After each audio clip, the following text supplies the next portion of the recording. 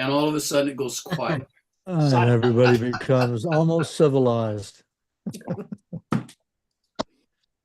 Well, let me inform those who will be watching this on YouTube that we are continuing our very deep dive into the episode known as Oxen of the Sun, which takes place at the Hollis Street Hospital. Actually, it's a bunch of ruffians down in the bottom of the hospital um, who are doing all kinds of stuff. We've actually been having a great time with it, but we have been proceeding very slowly. I think we covered, but last time we really covered a lot of ground. I think we finished 2 pages. Wow. Yeah, speeding along. With that said, I will invite our first reader on the chat list to begin. We are going to go ahead. Everybody's going to read. We're going to read until everybody has a chance to read, and then we will come back to where we started. So, who's first to bat? I guess I hold that honorable position and I will begin. There you go. The debate which ensued was in its scope and progress an epitome of the course of life. Neither place nor counsel was lacking in dignity. The debaters were the keenest in the land, the theme they were engaged on the loftiest and most vital. The high hall of Horn's house had never beheld an assembly so representative and so varied, nor had the old rafters of that establishment ever listened to a language so encyclopedic. A gallant scene in truth it made. Crothers was there at the foot of the table in his striking Highland garb, his face glowing from the briny airs of the Mull of Galloway. There, too, opposite him was Lynch, whose countenance bore already the stigmata of early depravity and premature wisdom. Next the Scotsman was the place assigned to Costello, the eccentric, while at his side was seated in stolid repose the squat form of Madden. The chair of the resident indeed stood vacant before the hearth, but on either flank of it the figure of Bannon in explorer's kit of tweed shorts and salted cowhide brogues contrasted sharply with the primrose elegance and town-bred manners of Malachi Ronald St. John Mulligan. Lastly, at the head of the board was the young poet who found a refuge from his labors of pedagogy and metaphysical inquisition in the convivial atmosphere of Socratic discussion, while to the right and left of him were accommodated the flippant prognosticator, fresh from the hippodrome, and that vigilant wanderer, soiled by the dust of travel and combat, and stained by the mire of indelible dishonor, but from whose steadfast and constant heart no lure or peril or threat or degradation could ever efface the image of that voluptuous loveliness which the inspired pencil of Lafayette has limned for the ages yet to come. Lois? It had better be stated here and now, at the outset, that the perverted transcendentalism to which Mr. S. Daedalus, divinity skeptic, contentious, would appear to prove him pretty badly addicted, runs directly counter to accepted scientific methods. Science, it cannot be too often repeated, deals with tangible phenomena. The man of science, like the man in the street, has to face hard-headed facts that cannot be blinked and explain them as best he can. There may be, it is true, some questions which science cannot answer at present, such as the first problem submitted by Mr. L. Bloom, public canvasser, regarding the future determination of sex. Must we accept the view of Empedocles of Trinacria that the right ovary, the post-menstrual period, assert others, is responsible for the birth of males, or are the two long neglected spermatozoa or nemosperms the differentiating factors? Or is it, as most embryologists incline to opine, such as Culpeper, Spallanzani, Blumenbach, Lusk, Hertwig, Leopold, and Valenti, a mixture of both? This would be tantamount to a cooperation, one of nature's favorite devices, between the nisus formativus of the nemosperm on the one hand, and on the other, a happily chosen position, succubitus felix, of the passive element, The other problem raised by the same inquirers is scarcely less vital: infant mortality. It is interesting because, as he pertinently remarks, we're all born in the same way, but we all die in different ways. Mr. M.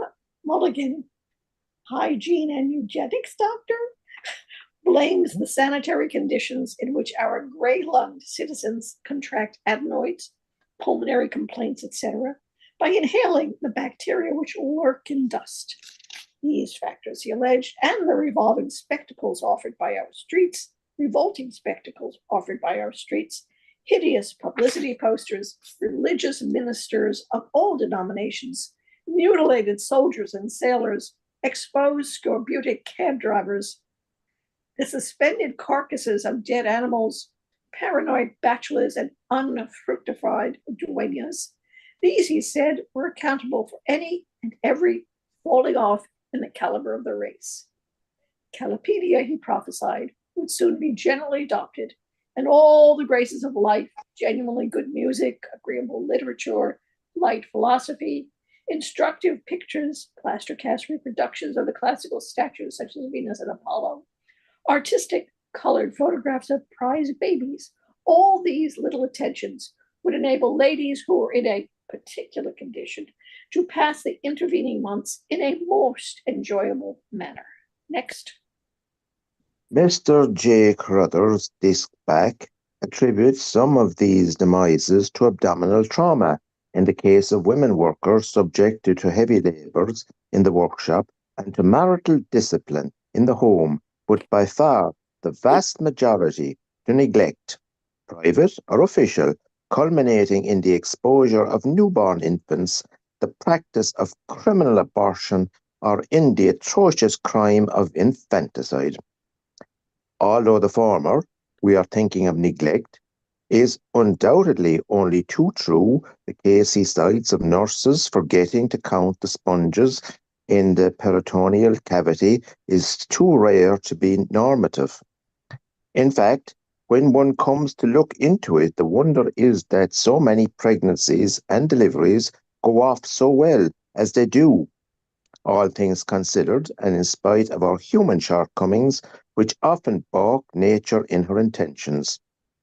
An ingenious suggestion is that thrown out by Mr. V. Lynch, Bachelor of Arithmetic, that both natality and mortality, as well as all other phenomena of evolution, tidal movements, lunar phases, blood temperatures, diseases in general, everything fine in nature's vast workshop, from the extension of some remote sun to the blossoming of one of the countless flowers which beautify our public parks, is subject to a law of numeration as yet unascertained. Still, the plain straightforward question why a child of normally healthy parents and seemingly a healthy child and properly looked after succumbs unaccountably in early childhood, though other children of the same marriage do not, most certainly in the poet's words give us pause. Nature, we may rest assured, has her own good and cogent reasons for whatever she does, and in all probability such deaths are due to some law of anticipation by which organisms in which morbus germs have taken up their residence. Modern science has conclusively shown that only the plasmic substance can be said to be immortal, tend to disappear at an increasingly earlier stage of development, an arrangement which, though productive of pain to some of our feelings, notably the maternal, is nevertheless, some of us think, in the long run beneficial to the race in general in securing thereby the survival of the fittest. Mr. S. Daedalus, divinity skeptical, remark, or should it be called an interruption, that an omnivorous being which can masticate, digulate, digest, and apparently pass through the ordinary channel which pluperfect imperturbably such multifarious ailments as cancerous females, emaciated by parturition, corpulent professional gentlemen, not to speak of jaundiced politicians and choleric nuns, might possibly find gastric relief, an innocent collation of staggering Bob reveals as naught else and in very unsavoury light the tendency above alluded to. Next, please. For the enlightenment of those who are not so intimately acquainted with the minutiae of the municipal abattoir as this morbid-minded aesthete and an embryo philosopher, for all his overweening bumptiousness in things scientific, can scarcely distinguish an acid from an alkali, prides himself on being. It should perhaps be stated that staggering Bob in the vile parlance of our lower class licensed victualers signifies the cookable and eatable flesh of a calf newly dropped from its mother. In recent public controversy with Mr. Elbloom, public canvasser, which took place in the Commons Hall of the National Maternity Hospital, 29, 30, and 31 Hall Street, of which is well known as Dr. A. Horn, is the able and popular master. He is reported by eyewitnesses as having stated once a woman has let the cat into the bag. An aesthetic allusion, presumably to one of the most complicated and marvelous of all nature's processes, the act of sexual congress. She must let it out again or give it life, as he phrased it, to save her own. At the risk of her own was telling the rejoinder of his interlocutor, nonetheless effective for the moderate and measured tone in which it was delivered. Meanwhile, the skill and patience of the physician had brought about a happy accouchement. It had been a weary while both for patient and doctor. All that surgical skill could do was done, and the brave woman had manfully helped. She had fought the good fight, and now she was very, very happy. Those who have passed on, who have gone before, are happy to go to as they gaze down and smile upon the touching scene. Reverently look at her as she reclines there with the motherlight in her eyes, that lounging hunger for baby fingers, a pretty sight it is to see. In the first bloom of her new motherhood, breathing a silent prayer of thanksgiving to one above, the universal husband. And as her loving eyes behold the babe, she wishes only one blessing more, to have her dear Dodie there with her to share her joy, to lay in his arms that might of God's clay, the fruit of their lawful embraces. He is older now, you and I may whisper it, and a trifle stooped in the shoulders, yet in the whirligig of years, a grave dignity has come to the conscientious second account of the Ulster Bank, College Green branch. O Dodie, loved one of old, faithful life mate now, it may never be again that far off time of the roses. With the old shake of her pretty head, she recalls those days. God, how beautiful now across the mist of years. But their children are grouped in her imagination about the bedside, hers and his.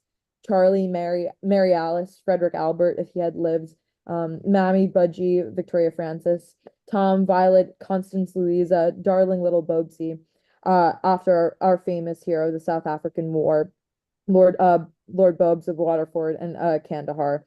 And now this last pledge of their union, a purefoy, if ever there was one, a true with the true purefoy nose.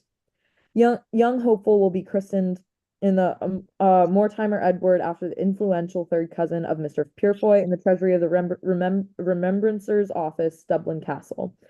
And so time wags on, but Father Cronion has dealt lightly here.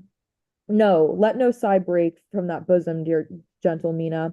And Dodie, knock the ashes from your pipe, the seasoned briar you still fancy when the curfew rings for you, may it be the distant day, and doubt the light whereby you read the sacred book, for the oil too has run low, and so with a tranquil heart to bed, to rest.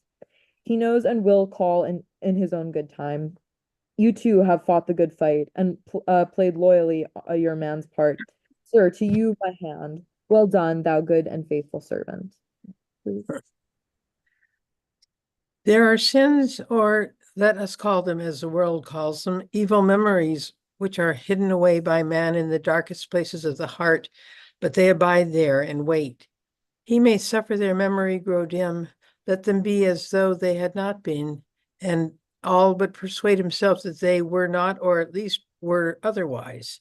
Yet a chance word will call them forth suddenly, and they will rise up to confront him in the most various circumstances, a vision or a dream, or while timbrel and harp soothe his senses, or amid the cool silver tranquility of the evening, or at a feast at midnight when he is now filled with wine.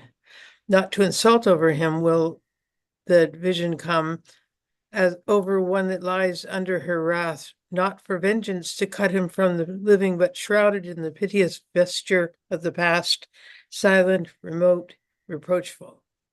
The stranger still regarded on the face before him a slow recession of the false calm there, imposed, as it seemed, by habit or some studied trick upon words so embittered as to accuse in their speaker an unhealthiness, a flair for cruder things of life. A scene disengages itself in the observer's memory, evoked, it would seem, by a word of so natural a homeliness, as if those days were really present then, there, as some thought, with their immediate pleasures. A shaven space of lawn one soft May evening, the well-remembered grove of lilacs and round town, purple and white, fragrant, slender specters of the game, but with much real interest in the pellets as they run slowly forward over the sward or collide and stop one by its fellow with a brief, alert shock.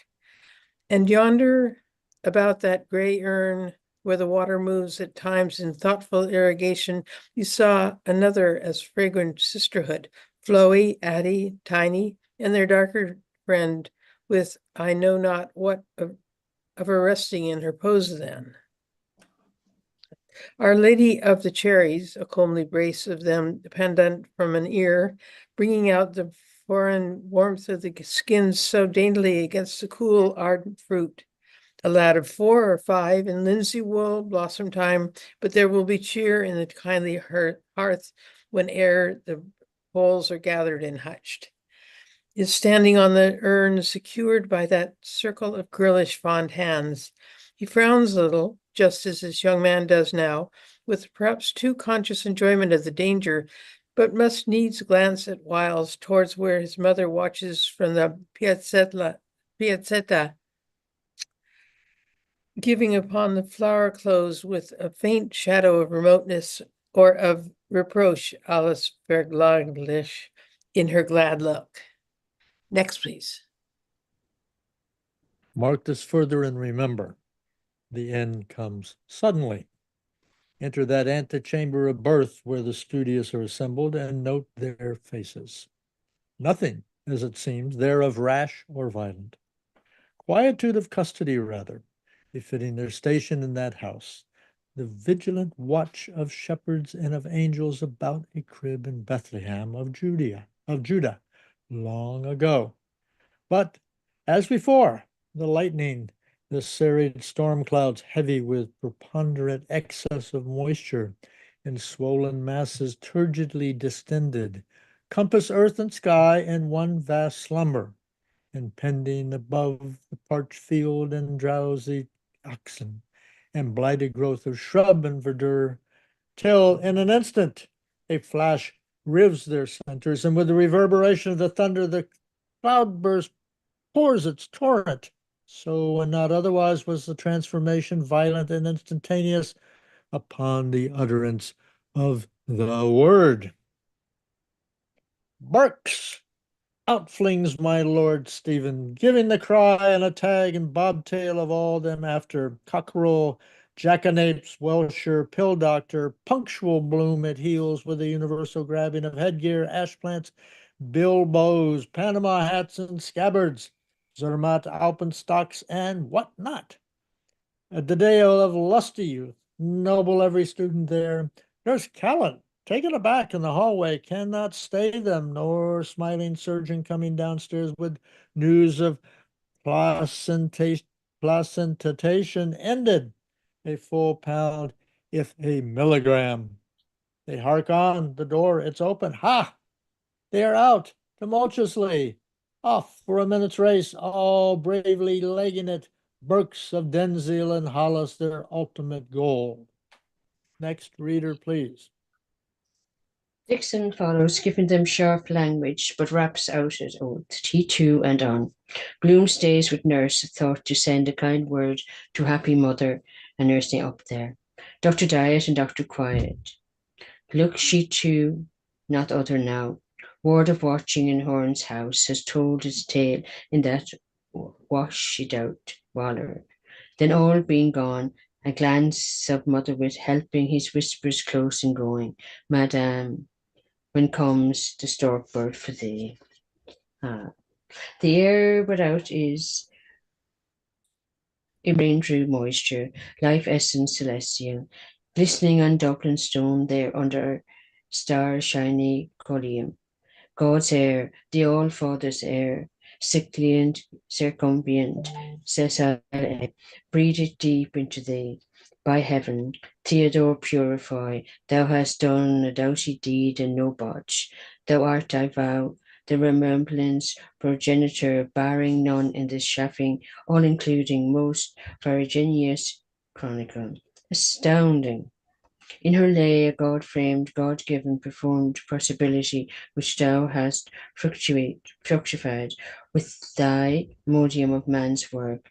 Cleave to her, serve, toil on, labour like a very bandog, and let scholarment and all Malthusiasts go hang. Thou art all their daddies, Theodore. Art drooping under thy load, bemold with butcher's bills at home, and Ignos not thine, in the county house. Head up, for every new begotten thou shalt gather thy homer of ripe wheat. See, thy fleece is drenched, thou'st envy Darby Dullman there with his Joan. Next, please.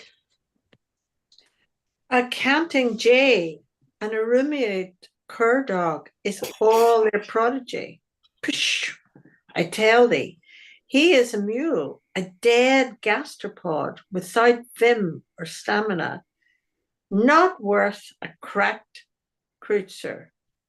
Copulation without population. No, says I, Herod's slaughter of the innocents were the truer name. Vegetables forsooth, and sterile cohabitation. Give her baked beef steaks, red raw breeding. She is a hoary pandemonium of ills, enlarged glands, mumps, quinsy, bunions, hay fever, bed sores, ringworm, floating kidney, Derbyshire neck, warts, bilious attacks, gallstones, cold feet, varicose veins. A truce to Thrennies and Trentals and Jeremys and all such congenital dysfunctive music. 20 years of regret them not. With thee, it was not as much as with many that will and would and wait and never do. Thou sawest thy America, thy life task, did charge to cover like the transpontine bison. How saith Zarathustra, Domini cub trubersal, melkest do, non trinkest, do die, Swiss milch theirs enters, see. It displodes for thee in abundance. Drink, man. Another full, mother's milk, purify, the milk of humankind, milk of too much burgeoning stars, overhead, rutilant in thin rain vapor, punch milk, such as those rioters will quaff their guzzling den, milk of madness, the honey milk of Canaan's land. Thy cow's dung was tough. What? Aye, but her milk is hot and sweet and fattening. No dollop this, but thick, right, rich, bonny clabber. To her, old patriarch, pap, per diem, partulum, et pertundam, nunc est biblidum. Next. Hold off for a buster. Armstrong, hollering down the street. Bona fides. Where you slept last night? Timothy of the Ballernagan. Like old Bill. Any brollies or gumboots in the family? Where are the Henry Neville Sawbones and Old Crow? Sarah one only knows. Hurrah there! Dix! Forward the ribbon counter. Where's Punch? All serene. Jay, look at the drunken minister coming out of the maternity hospital. Benedict ad vos omnipotens Deus Pater et Filius. Amen. Mister! The Danzel Lane boys. Hell, Blasty. Scoot, Royal, Isaacs. Some out of the bleeding limelight. Yous, join us there, sir. No intrusion in life. Lou, heap good man. Ali, send me the sponge. Wanna call me some fun? Fire away. Number 1 on the gun. Burks. Thence they advanced. 5 parasangs. Slattered his mounted foot. Where's the bleeding offer? Parson Steve, apostate's creed. No, Mulligan, abaft there. Show ahead. Keep a watching the clock. Chuck it out, time. Mully, what's that? Ma mère, ma Marie. British Beatitudes, rataplan, digity, boom, boom. Eyes have it. To be printed and bound at the Drum Press by 2 designing females. Calf covers on pissed on green. Last word in archshades. Most beautiful book come out of Ireland my time. Silencium, get a spurt on, tension. Proceed to the nearest canteen, there and next liquor stores. March, trump, trump, trump. The boys are attitudes, parching. Beef, beer, beef, business, Bibles, bulldogs, battleships, buggery and bishops. Whether on the scaffold high, beer, beef, trample the Bibles. When for Ireland dear, trample the tramplers, thunderation. Keep the durned military step, we fall. Bishop's booze box. Halt, heave to, rugger, scrum in. No touch kicking. Whoa, my tootsie, you hurt? Wasn't easily sorry. I'll do this. Okay, so we're going to keep going. So Dave, back to you. We've got just a Sure. little bit, and we will at least have read to the end, and then we'll go back. So, Good. Poor John. Okay, I'm sorry. Am I reading Query? our discussion at the debate which ensued was in its scope? Is that what you're wanting me to do? I'm a bit confused. No, I think you will start with query. Who's a standing there? Who's a standing this here do? Oh yes, okay. Proud Sure. possessor of Yes, them all. I understand. Yeah, okay, sure. Query.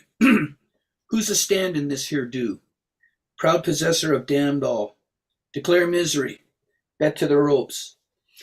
Me, nanti salty. Not a red at this week gone. Yours? Meat of our fathers for the Ubermensch. Ditto. 5 number 1s. You, sir? Ginger cordial. Chase me, the cabbie's coddle. Stimulate the caloric. Winding of his ticker. Stop short, never to go again when old. Absinthe for me. Savvy? Caramba. Have an eggnog or a prairie oyster. Enemy? Avuncular's got my timepiece. 10-2. Obligated, awful. Don't mention it. Got a pectoral trauma, eh, Dix? Post fact. Got bet be a bumblebee whenever he was settin' sleepin' in his garden. Digs up near the mater. Buckled he is. Know his dunna. Yup, sartin I do. Full of a doer. See her in her dishy billy. Peels off a credit. Lovey, lovekin. None of your lean kind, not much. Pull down the blind, love. 2 ardillons. Same here. Look, slippery. If you fall, don't wait to get up. 5, 7, 9. Fine. Got a pair of mince pies, no kid. And her take me to rest and her anchor of rum. Must be seen to be believed. Your starving eyes and all beplastered neck, you stole my heart. Oh, glue-pot, sir? Spud against the rheumatiz. Oh, poppycock, you'll excuse me saying. For the hoi polloi. I wear the best a girt wool. Well, Doc? Back for Lapland.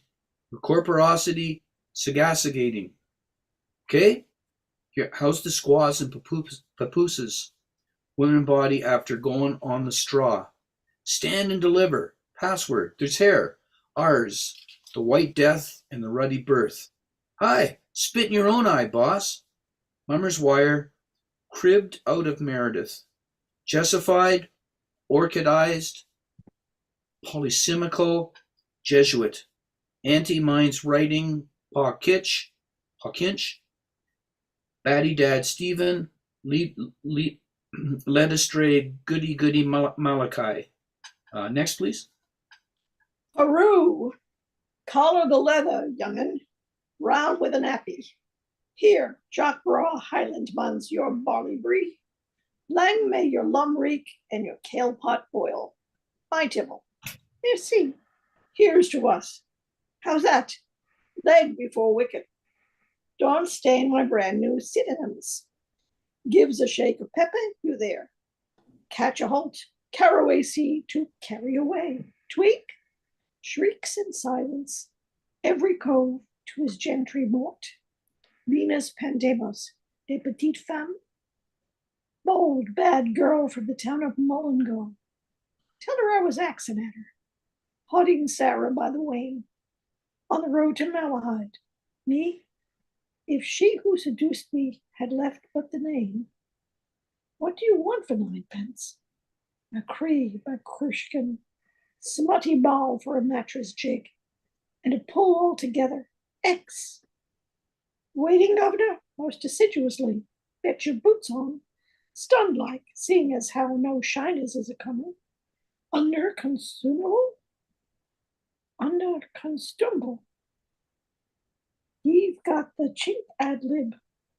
Seed near free pound on a spell ago. I said war hissin. Us come right in on your invite, see? Up to you, baby. Out with oof. 2 bar and a wing. You larn that go off. They there, Frenchy bilks. Won't wash here for nuts no how. Little chilly very subtle. Eyes the cutest color down our side. God's the truth, Charlie. We are nae foul. We're nae the foul. Au reservoir, monsieur. Thank you.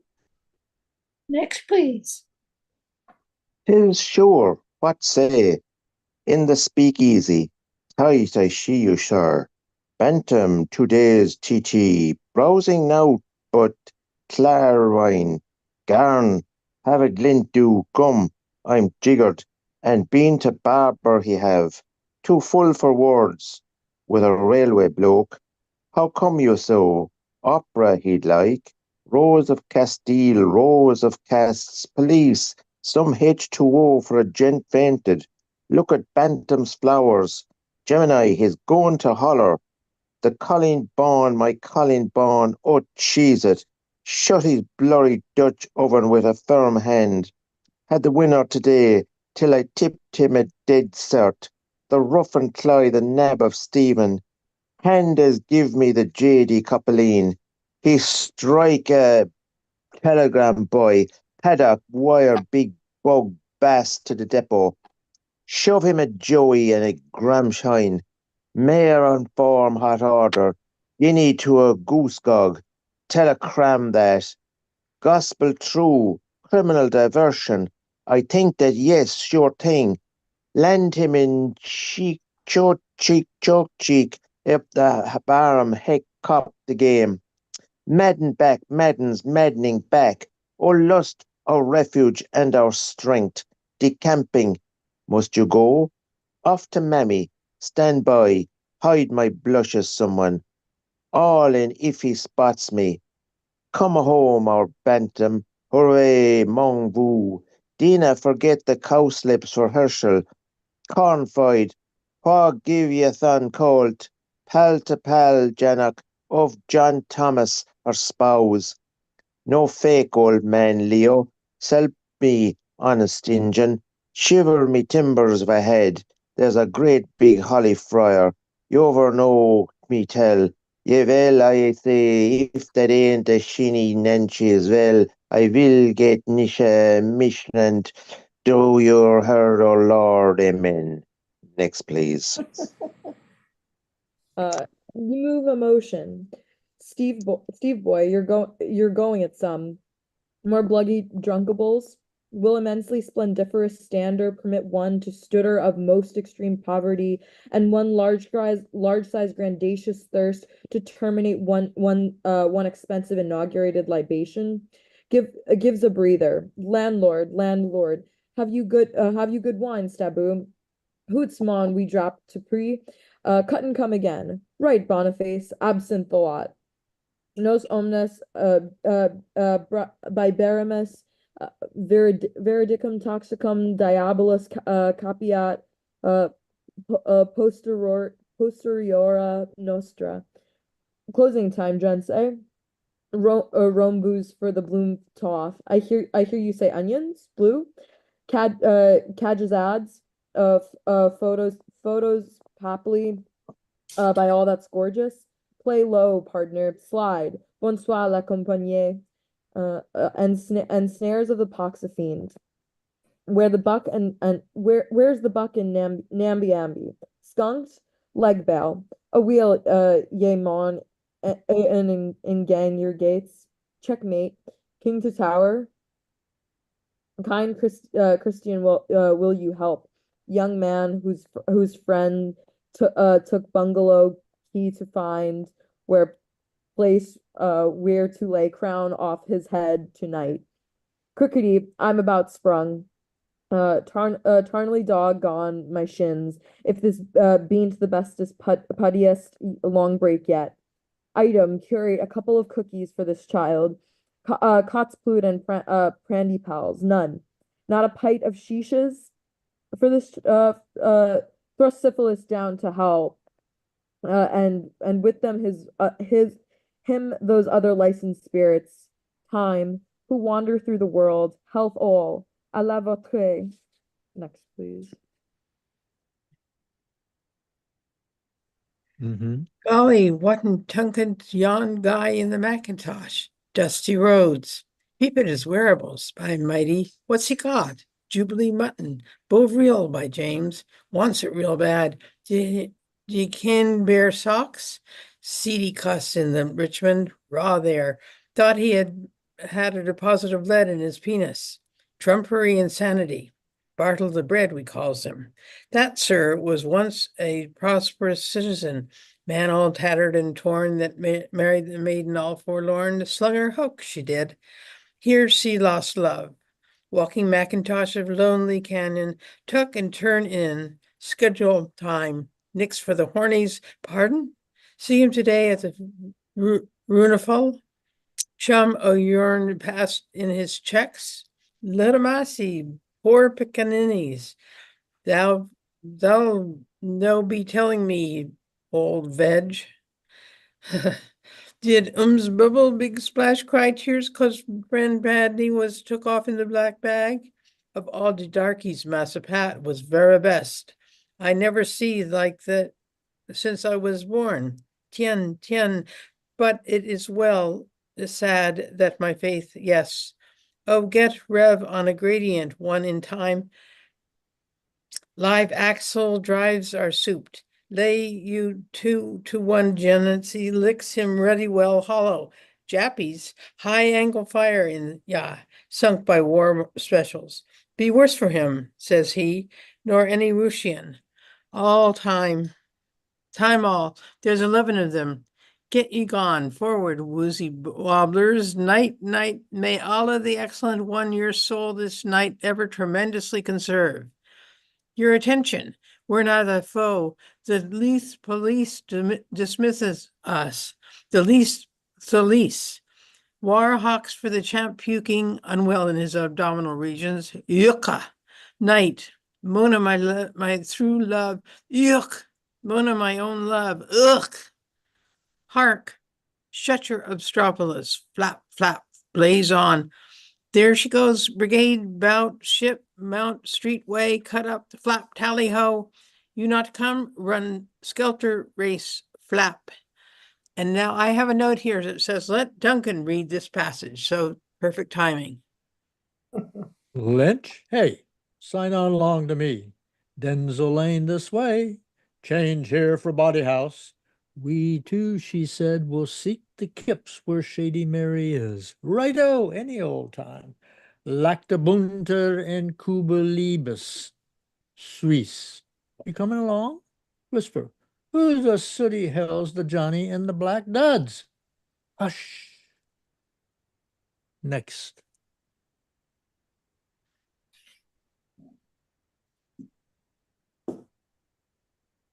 Sinned against the light, and even now that day is at hand when he shall come to judge the world by fire.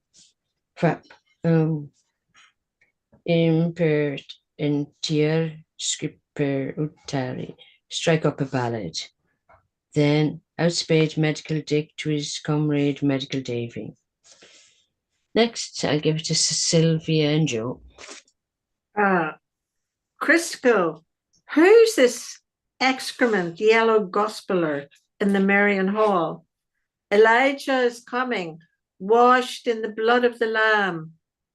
Come on, you wine fizzling, gin sizzling, booze guzzling extenses. Come on, you god-dong bull-necked, beetle-browed, hog-jowled, peanut-brained, weasel-eyed, four-flushers, false alarms, and excess baggage. Next, Joe.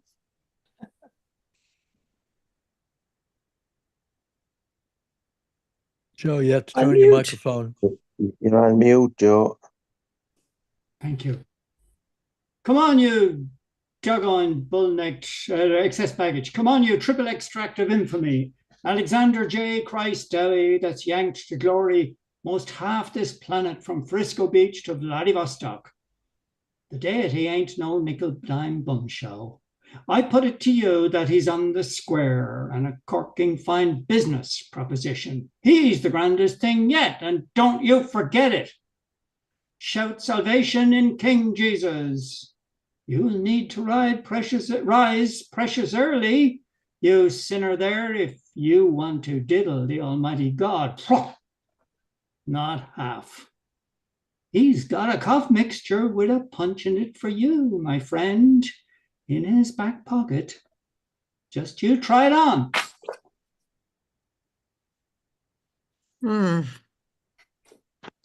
Okay, so I know why you have that note, Katrina. Because I think the last time I read it as a fire-breathing Yes. Southern Baptist. Yeah, American So evangelistic. I will do my best to read it in that form, Yeah, and I will start with. It needs an American accent to read that properly. Yes. Yeah. Okay, hush. Send against the light, and even now that day is at hand when he shall come to judge the world by fire. Flap, ut, implerentum scripturae. Strike up a ballad. Then out spake Medical Dick to his comrade Medical Davy. Christical, who is this excrement yellow gospeler on the Marian Hall? Elijah is coming, washed in the blood of the Lamb.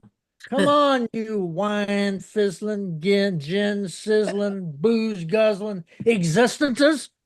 Come on, you doggone bull-necked, beetle-browed, hog-jowled, peanut-brained, weasel-eyed, four-flusher, false alarm, and excess baggage. Come on, you triple extract of infamy. Alexander J. Christ Dowie. That's yank to glory most half of this planet from Frisco Beach to Vladivostok. That he ain't got no nickel dime bum show. I put it to you that he's on the square and a corking fine business proposition. He's the grandest thing yet, and don't you forget it. Shout salvation in King Jesus. You'll need to rise precious early, you sinner there, if you want to diddle the almighty God. Flap, not half. He's got a cough mixture with a punch in it for you, my friend, in his back pocket. Just you try it on. Yeah. Oh, very good, Douglas. Well done. Well done. Yeah. Yeah. Well, I thank all the border preachers that I listened to when I was at university, because we had this weird phenomena where there were the most powerful stations in the North American hemisphere were on the Mexican border, Yeah. because the preachers and the nostrum sellers could broadcast from Mexico 50,000 watts. Nobody in America could do 50,000 watts. It was against the law. Huh. And so they had this weird mixture of selling really crazy medical remedies and saving people's souls and rock and roll. Yeah. And Yeah. so we all listened to the rock and roll and blues music that came out of those border radios. And then for fun, sometimes we would listen to the preachers, hammering away and pounding on. It was quite fun. Anyway, as you can see, these last pages totally cleared up the mystery of Oxen of the Sun, and we clearly understand what the hell is going on. So let's. Oh, I'm looking forward to hearing about it. It's just like finishing a Dublin City Marathon. Okay. I say, and we're not are we talking about actual marathons, or are we talking about Yes, okay, we're talking about real marathons, Duncan. real Quarter marathons? mile. All right. I think I would like to say, Joe, here, so you probably, I know you know this already. Here's the table arrangement right here on Yeah. page Right. 378, where you can draw the table and you can put everybody, it describes exactly where everybody is, Mhm. Mhm. You got Lynch. I And was then thinking they- of Joe when somebody was reading it. Yeah. Yeah. I think it lays it out right there. I think it's got everybody there, and we know who's sitting. I don't next. think Joe is convinced. Oh, I don't know. That's I'm just looking at it. It never occurred to me as we were going through it. Interesting. Okay. Well, if you have a pen and a paper, do we know what kind of table this is? Is this a rectangular table or a round table? Do we have any It's idea? a table from Finlandia with 4 legs held up by elves that are real. Oh, okay. I didn't catch that when we were reading Of course it is. Yeah. Yeah. Well, they're real, but they've been frozen by a spell. it. I see. Okay. Yeah. But anyway, we have Lynch, and There's then we some have. on Christmas Day. Oh, let me see. All right, so I'm just gonna draw some kind of table. I might as well draw a round table. No, it's a rectangular table. It is a rectangular table. Yeah, because we have somebody at the foot of it. You can't be at the foot of a circle. Right. That's- And there's somebody at the head as well. Okay, so we know there's A young Lynch. poet, yes, at the Okay, head. we have Lynch. And next to Lynch is Costello. And next to on the other side of Costello is Madden. So we got Lynch, Costello, Madden. The chair of the resident, so that's Dixon, right? So the chair of the resident indeed stood vacant before the hearth. But on either side, this is on either side. Okay, so there's a fireplace in this thing? Was there actually a fireplace, you think, in that room, Joe? Well, it says so, yeah, that there Yeah, is. I would think so. That would be normal enough. It would be. As It a would form be, of heating. and a window. Mm. Okay, so there we have Dixon's chair. And then on one side of Dixon's chair is Bannon. And I'm not sure who's at the, let's see.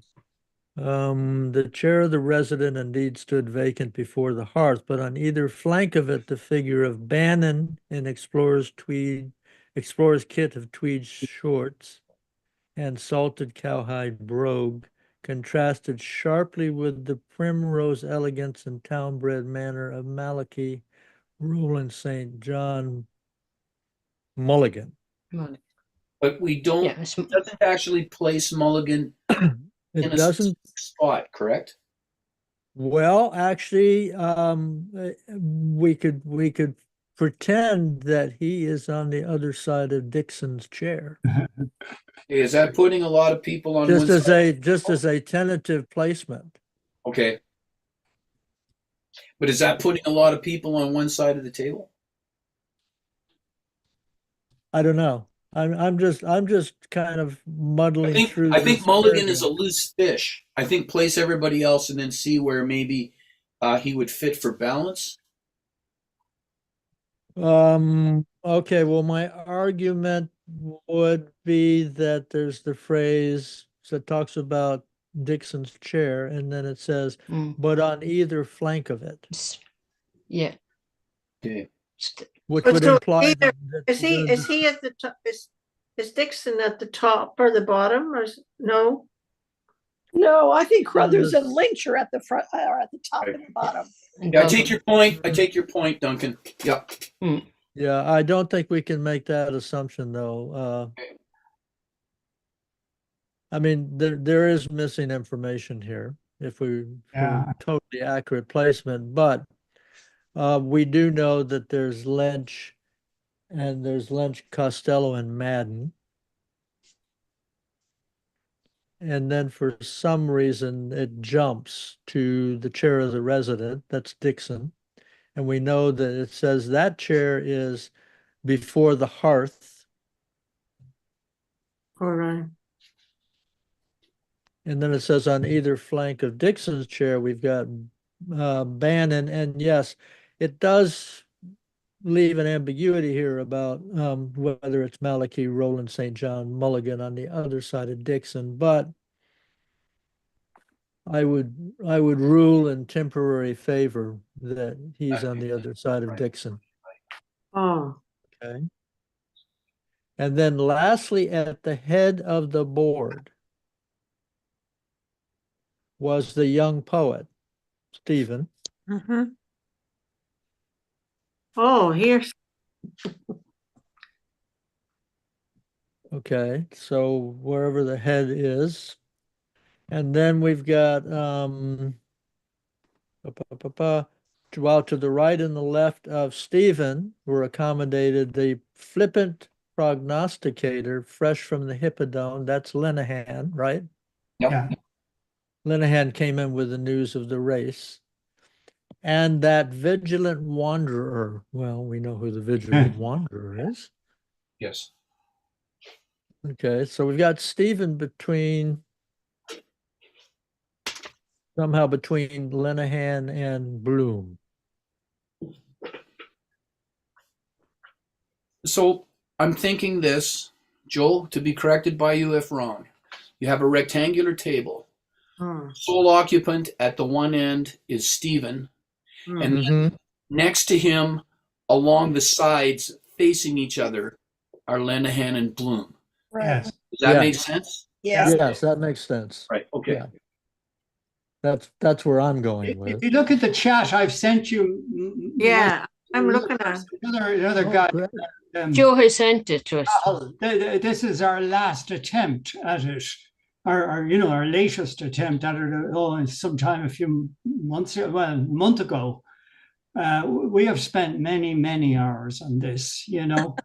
Oh, okay. Ah, If you click on it, it'll come up, and it's Yeah. very like what you're Okay. describing. But we've done research in that this room has been much modified. There is no longer Oh, you did say and there that, is Joe. the window's there, but there's a building up against it, so you can just see a wall through the wet glass. But we have the dimensions right, 20 feet by 14 feet of the room, because we measured it, 20 and by 14. measured it on the That's old. the room. Yeah, this is based on an old plan of the hospital, and Yes. and Yes. this is called, and you see the door opens to the surgeon's room, to the resident surgeon, and there's another door at the end, door to the hall. So ye old surgeon could be in there, and like whether he's there or not from the volume of rowdyism going on with the students outside. I'm sure they behave themselves when the head man is there. Right. There's okay. So, Okay. but that's kind of like, we could argue a lot about the positioning there, but it's interesting, I never sent that to you. Oh, look, there it is, the bottom. Cahill put his initial on it. It's September 24. That's not that long ago, but we kind of gave up, we just ran up the white flag and said, let's read something. Right. Well, but okay. So what I have here, okay. So let me be contrary, a little contrary. No problem. Like we could dispute it. Okay. So there we have. Okay, Crothers was at the foot of the table. Okay, there's foot of the table. Stevens at the head of the table. Okay, and there opposite to Crothers was Lynch. But if Crothers is at the foot of the table, how can Lynch be opposite him? Yeah. It seems that these guys move around a bit as well. Well, yeah. Which doesn't help. And then there are other people coming and going. Yes, and it could be different arrangements at different times, but this little section here is a static, feels to me like a static period of time where we should be able to say, well, at least at this moment, this was who was sitting where. Yeah, this is kind of the end position, Okay. It's kind of interesting if as the nurse Callan comes in the door and that sort of stuff. You can sort of try and see who might be where. And you can see, like with Costello and then Prackett's vacant query. Okay, so is Crothers the Scotsman? Yeah. And you see the resident. There's an empty chair. Yeah, the resident is the empty chair. I got that. You don't sit on the surgeon's chair, Right. But my question is Crothers the Scotsman? Yes. Yes. Yes. Okay, so next the Scotsman, which I think must be next to the Scotsman, Crothers. Yeah. Was the place assigned to Costello. Yeah, but to Brothers right. Eccentric. While at his side was seated in solid repose the squat form of Madden. Yeah. That's an ambiguity there. There you see, that's not, that's kind of, you can see there's a you could maybe photocopy half a dozen copies of this and have a reading at which, you know, now on photocopy 1, let's name them, and then try on the next thing, see. Yeah. That's a good idea. Yeah, Good idea. But an idea. imagine if you were trying to make a movie of Ulysses, trying to direct people where to sit and so on. You know, it'd be an absolute nightmare. Because someone's going to come along and say, "Oh, that's wrong. Look at line 482." It's, but it's an interesting exercise. I must say, I admire your daring, Duncan, to take it on in the middle of a reading. Like we did with this in the privacy of our own living room, you know, for weeks. Well, the only reason I do things like that is because I know that you know, people will come in and gently correct me or add new information to it, or you know, so it's probably I- a project, a lifelong project, you know, and every time we pass this spot, we just kind of everyone keep an eye out for the positions and say, I've spotted a change, you know? yeah, well, I think your idea of actually having a graphic, you know, perhaps whenever it is we get back to Oxen of the Sun, yeah, that at the beginning of the chapter, we could offer a blank yeah. seating, and then say, okay, Yeah. everybody keep an eye out to see if we can figure out who was sitting where when. What we really need is one person with a great whiteboard behind them with the drawing, and to keep an eye for positions. And after everyone reads, sort of, you know, have we a position, and someone chart it up. And for the weeks that pass, at the end, we will have a diagram. We might agree multiple diagrams. So there are, you know, there are a great thing to do if you've got a 10-year jail sentence for fraud or something. You know, get all the inmates together to read this episode every day of the 10 years. Well, it's great fun. And I think one reason why I was attracted to this part was certainly compared to the final pages in this. Yeah. This is relatively coherent. Yes, yeah. I won't worry too much about the final pages, but when they head out for Burke's, yeah, chaos reigns. yeah. And where's Burke's? Is Burke's Kennedy? Burke's is gone. The last time I looked there, it was a Turkish barber's. Oh, At the corner of Hollis Street and what was called Denzil Street, it's now called Fenian Street. oh. But the building is still there, and you can imagine it. You know, you can look at it and say, "Well, yeah, well, good spot for a pub." I think the Turkish barber has since gone bust. Someone said to me that He should have opened a pub, so Joe. yeah. It was kind of well, no, you don't want to talk about Turkish barbers, no. Could I draw? I would be interested to know, does a Turkish barber give Turkish haircuts, or is the barber himself Turkish? No, it's the Turkish, the hot towel and the shave. You go in there to get your beard shaved and all this kind of stuff. Oh, okay. He'd deal with cases like you, actually. I would think, you know, with your hair washed fresh, you could go in there. Could I draw attention to something that I only recently noticed? Oh. And it's on, if you're in Wordsworth, it's page 384. 384. Yeah. Give us a line there. The third line from the end. 4 lines from the end. Oh no! I'm on the other one. What, you and Gabler? I don't Yeah. know. Don't worry, I'll read out the words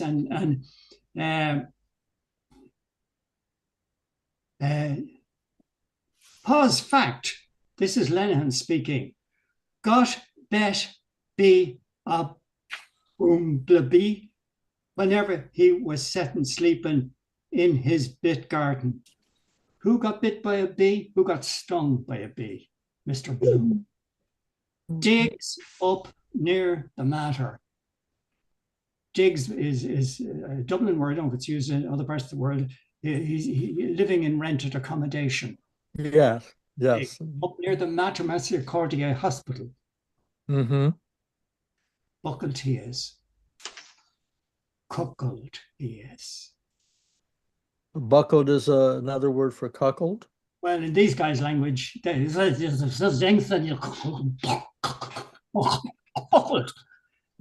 comes out. Okay, okay. This is Lenihan telling Bannon. Yeah. Know his Donna? Know his wife? Yep. Mm-hmm. This is Lenihan. Remember, he was bragging about Molly sitting beside her. Yep. Certain. Definitely. I do. Full of a dior. I don't know what that is. See her in a dishy billy. Saw her in her underwear. Peels off a credit. Lovely looking. None of your lean kind, not much. Pull down the blind, love. He's telling Bannon. And don't forget, Bannon is interested. His 15-year-old daughter is going to hear this. Mm-hmm. They're a nasty piece of work, these guys. Lena. Joe, can you say that again? What was the last part? The last part? Yeah, what was he telling? Lenihan is telling Bannon, Alex Bannon, who has struck up a friendship with Millie, the daughter, Millie, that her father is a cuckold, and that he has, implying that he's seen Molly in her underwear and pulled down the blind, love. It's implying that, that he has had some sort of physical relationship with Molly, which he hasn't. What page is that, Joe? Yeah, I'm still. I can't find it either. On Wordsworth, what page? 384. 384. Three lines from the bottom, in the middle of the sentence, buckled he is. That's the center of it. But Joe, it's not. Are you going back? Oh, It's not. It's not this bit. Buckled, cuckold. It's not where. It's not what we read today. Oh, we did. We read today. Yes, we did. Yeah, it is. We did read it. Yeah. What are the first words of the paragraph that we would find this in? Query. It's the one that's where you started Sorry, querying. you're all talking. I can't hear. Proud Yeah, I can't cluster of understand. them all. Declare misery. Yeah. Where? Oh. In the middle of all the gibberish. Okay. 1465. 1465 in Gabler. Sorry, say it again, Lois. 1465 in Gabler starts the paragraph. Thank you. Okay. Yeah, it's What where are the you first started words of the reading. paragraph, please? Query. Who's standing this? Okay, thank you. 14.6. Oh yeah, they near the Mater. You see, Diggs up near the Mater. Oh, yeah. Street. It's right beside the Mater Hospital. Okay, right. Okay. So there's Lenihan bragging. Huh. And how do you attribute to Lenihan? I'm not disputing it. I'm just wanting to know. Because Lenihan early on in Wandering Rocks told us the story of how he had been either coming over the mountains. Right. And I was lost in the Milky Way, he says. Right, okay, yeah, fair enough. So and he's hinted a few times at it. Okay. Other places. But there you go. But that's a real. Yes. All right, so here we have, okay, so if it's Lenihan, and Lenihan is talking to Bannon. So yeah. Lenihan actually, on this chart, Bannon is sitting next to Bloom. Yeah, but they're running out in the street. This is they've gone into a pub. Oh, this is after they've busted out of the place. Okay. And you see, what I hear here, if I'm indulging myself a bit now, but in Homer, the crew of Odysseus, because of their crime against the oxen of Helios, the sun god, who goes to Zeus, the head god, now God the Father in Christianity, and he takes the ship out with a thunderbolt. Right. The only survivor being Ulysses for their offense. And what we hear, and they all drown. And what you hear here are drowning men. These guys are Right. drowning in drink. See the art form. So this is the drowning, and they're gone from the novel now. We don't hear from them again. We hear from some. Obviously, we hear from Bloom, and we hear from but and we do hear about them. But anyway, drowning in drink is what I hear there. Maybe I've missed. Yes. It seems like Drowning in drink often a enough. bad acid trip to me. Yeah. So there you go. Well, for years I've been going over this. I never noticed that. Huh. And there it is, Mhm. up near the matter. Yeah. Wow. If we go back to the paragraph with the seating arrangement, Mhm. what strikes me aside from that is the fact that we're dealing with the same sort of hyperbole that we've seen in the Cyclops chapter, correct? The debaters were the keenest in the land. The theme they were engaged on, the loftiest and most vital. The high hall of Horn's house, nice alliteration there, had never beheld an assembly so represented and so varied, nor had the old rafters of that establishment ever listened to a language so encyclopedic. I mean, it's just dripping with hyperbole. And as I said, it reminds me of the Cyclops chapter. But we find a few things too about the characters. So for Lynch, whose countenance bore already the stigmata of early depravity and premature wisdom, right? And there's a contrast between Bannon in his explorer's kit of tweed shorts with the primrose elegance and town-bred manners of Malachi Rowlands and John Mulligan. Right. Yeah. And then finally the suggestion that Stephen is finding a refuge of sorts in the discussion here, that this is a break for a Stephen who's spent much of the novel kind of wound up. Yeah. Yeah, well, that's why you spend so much of Oxen in the Sun holding forth. Yeah. Right. With all kinds of right. How Socratic it is, Socratic discussion. How good. And the convivial atmosphere of Socratic discussion. Yeah, but it's it's the gigantism, isn't it? As Dave says, Yeah. And remember that Stephen's been unjustly passed over to go to another gathering that night. Oh yeah. Which we see in Skill and Charybdis chapter. That, I mean, of all the promising writers in Dublin, Stephen's the one who should be most prominently invited, and he isn't. And he's with this other group. And in some ways, maybe it's better for him because he can just relax. Yeah. Well, there's a great quote, which I haven't got to hand, from Moore about Joyce. And he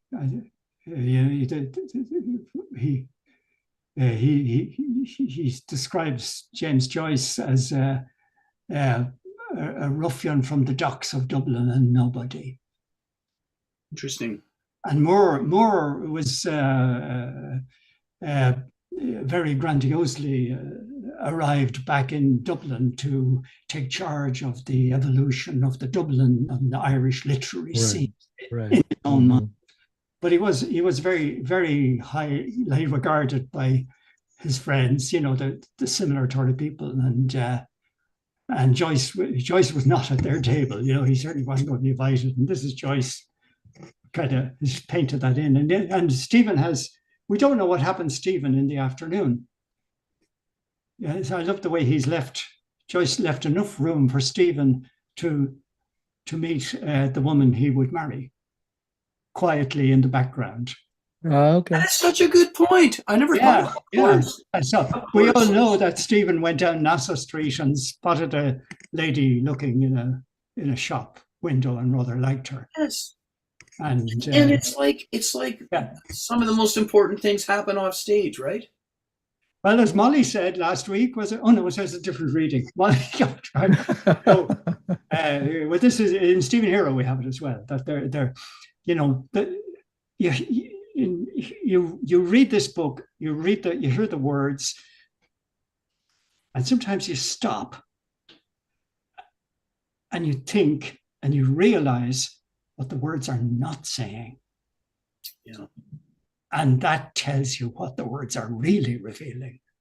And that's the way we talk to one another. We, like in negotiation, it's, it's what you don't say sometimes that is the most important part of the conversation. And we handle that, and it's all here. That's why this book keeps on jumping at you. It's surprises. On that point, we've little time left. So I guess we're coming back pretty close to where we started today next week. But on that point, Joel, what I've often wondered about, and I don't have the answer aside from Shakespeare, is who doesn't get parodied in this chapter? Who doesn't this chapter pay homage to? There are so many it does, but who's left out? And why? And what does that tell us? Jane Austen's left out. She is. George Eliot is left out too, I believe. Yeah. Both women writers. Does that tell us something? You know? All the writers that there are. There's a possibility that Jane Austen has mentioned, but this is a sort of a let's use the word patriarchy. This episode is a patriarchy. There's the only Nurse Callan and Nurse what's her name, the two nurses. Right. The women are all upstairs. No, there's no homage paid to female writers at all. Yeah. And I used to say the one writer there's no homage paid to is James Joyce. And someone pointed out to me that there is a paragraph that only James Joyce could have written, so he pays homage to himself as well. Where's that paragraph? Do we know? Oh, I haven't got it marked in my other book with those. They have 5 Ulysses with different markings in them. It's the one that's sometimes deferred to as the interlude. If anyone can find that, I'll find it out and I'll tell you. Lovely. Next time around. Just to I guess finish off the one paragraph that we made it through here cleanly. It's interesting where Bloom has talked about the vigilant wanderer soiled by the dust of travel and combat, stained by the mire of indelible dishonor, but from whose steadfast and constant heart no lure or peril or threat or degradation could ever efface the image of that voluptuous loveliness which the inspired pencil of Lafayette has limned for ages yet to come. That's a kind of a nice thing, that's a nice thing to say about someone who's suffered what Bloom has suffered, and yet it shows his nonetheless his great loyalty to his wife. Yes. Through it all, after all, Yes. Yeah. So have we seen? Can we find that voluptuous loveliness which Lafayette did a pencil drawing of? I assume it's referring to an actual work. My note says that I don't know. I'm not. I guess I'm not answering your question. My note says he was James Lafayette, a photographer in Dublin, who made. And Lafayette was the leading photographer. That's where it's still Lafayette's is still there. Oh, it is.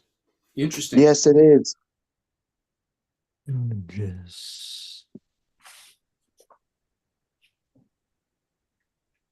But it also says inspired pencil.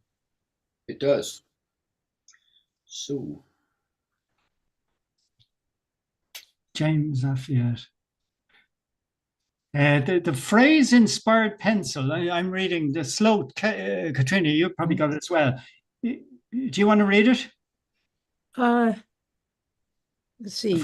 Real name, phrase inspired pencil is a reference to the work of a photographic retoucher, Ronan Crowley. Lafayette was renowned for his hand-colored images. So he colored. He colored them.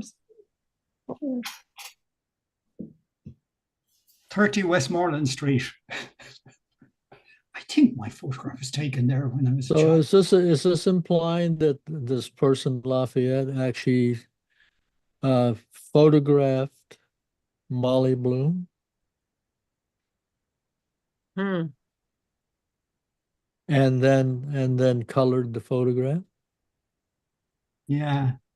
I wonder if that's the photograph that our friend Bloom is showing. You know, he was showing in You the. took the words off my mouth, Joe. I when was we're at thinking the that's cabin We aren't there station? yet. No, that's later. That's coming. We don't. Mm. Yeah, that's later. He's That's showing the later. Yeah. photograph to Stephen later when they're in the cabin shelter.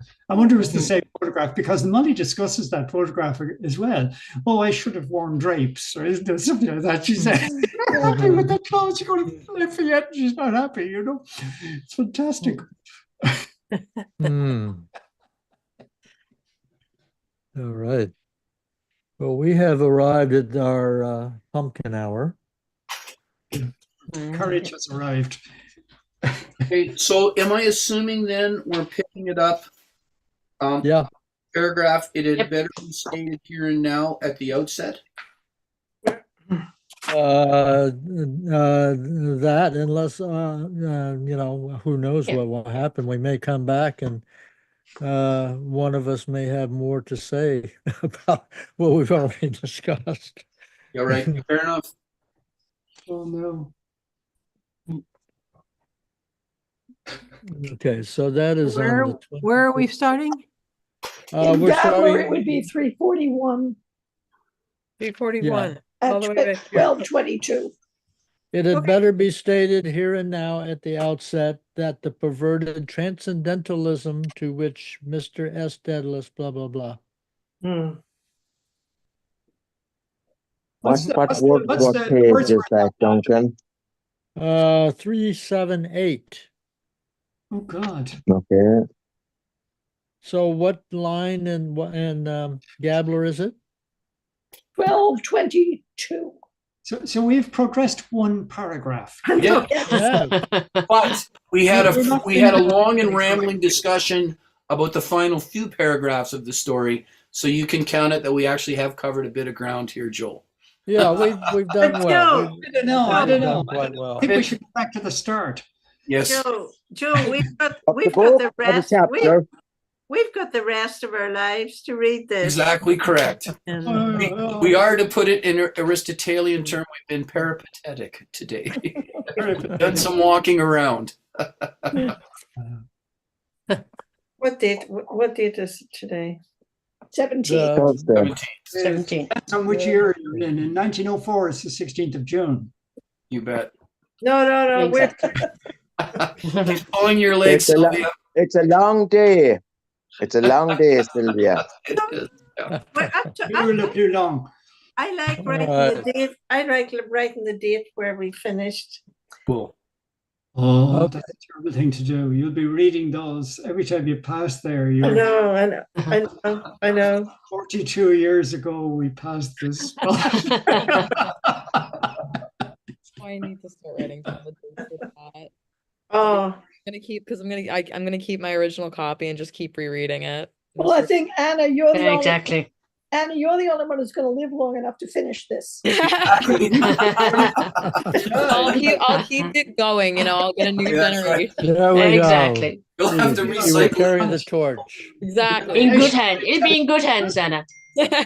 Nationwide interviewed as the only survivor of the group. I'll tell them that we put up a valiant fight.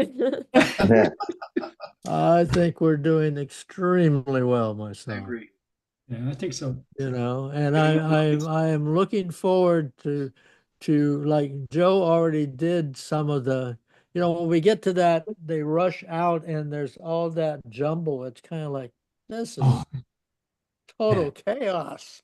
Yeah. And yet Joe, showed us the conversation between Bannon and Lenahan and kind of teased that out somewhat. So Yeah, who knows where we'll go. that's a All right. stigmata of early Thank you. depravity and premature wisdom. There we go. All right. Okay. here comes the wind.